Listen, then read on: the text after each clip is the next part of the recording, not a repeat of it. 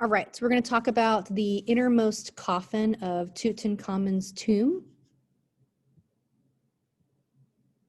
So first we're going to do a little family history. So we talked about Akhenaten, and we talked about how he had wives, and his favorite wife was Nefertiti. And then this is Akhenaten and Nefertiti and their 3 daughters. And they're worshiping Aten, the sun god. Right, so here's our sun god Aten, and it is breathing rays of life with the Ankh onto their face. And they have 3 daughters in here. And I mentioned that the smallest one that's kind of playing with Nefertiti's earring later becomes Tutenkhamun's wife, right? Well, Akhenaten and his sister, I was trying to think of a name, Akhenaten and his sister are the parents of Tutankhamun. So Tutenkhamun's parents are Akhenaten and his aunt, and then he marries his half-sister.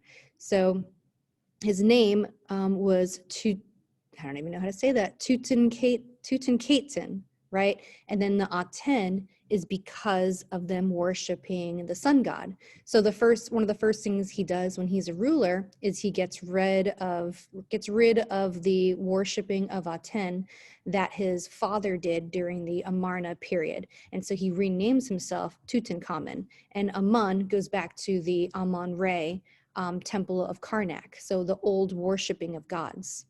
So we're going to write this for context.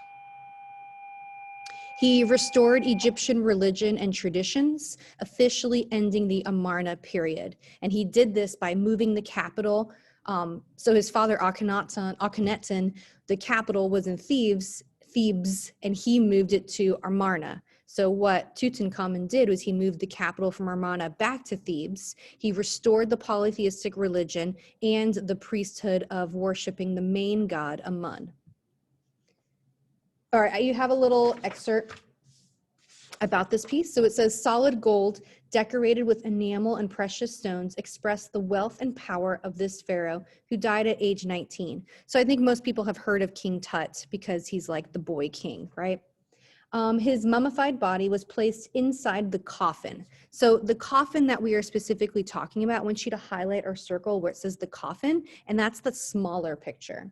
So the coffin itself was enclosed into larger ones, like the bigger picture here is one of the larger ones, before being encased in a stone sarcophagus. So that's what these illustrations show.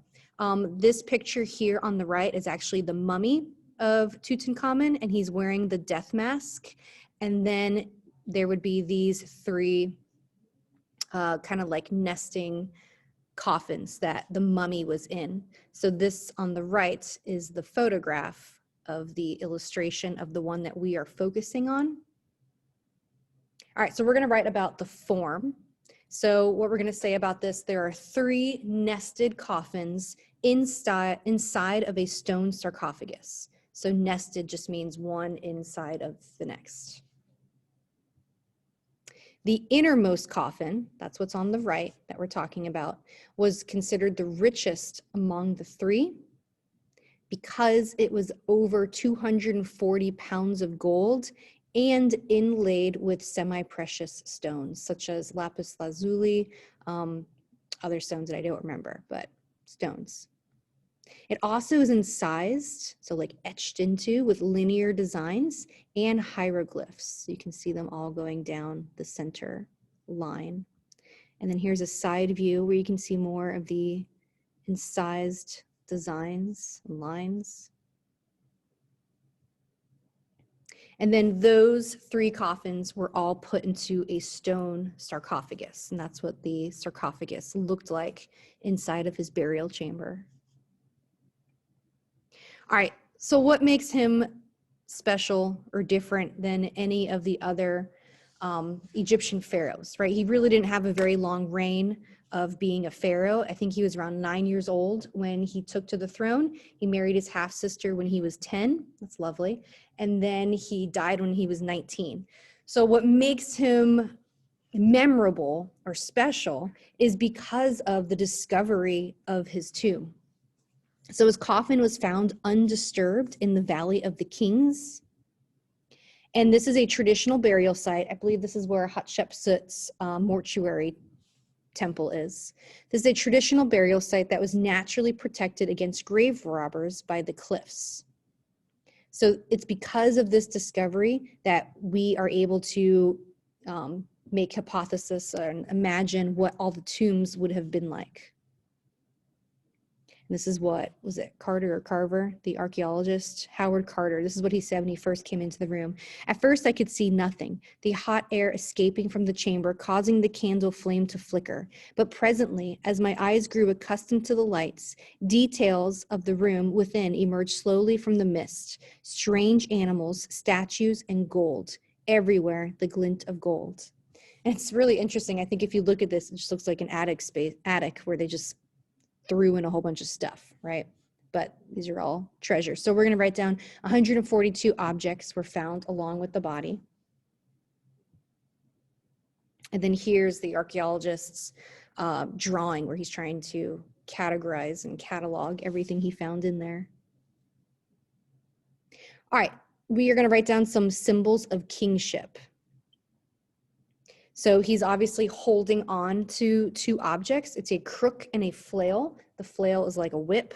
These both symbolize power and authority. It's symbolizing his right to rule as Pharaoh while he's on earth and beyond, right? And in the afterlife.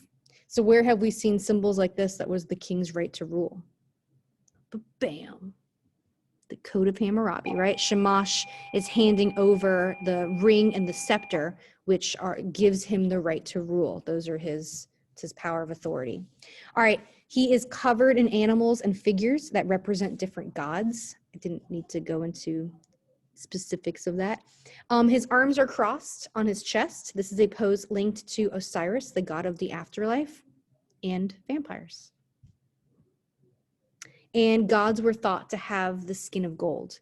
What I didn't put on here was obviously the false beard and then the headdress. I feel like at this point that should be known, but if there were an essay question that asked symbols of kingship, you can also talk about how he's wearing the false beard and he's wearing the headdress that pharaohs before him also wore.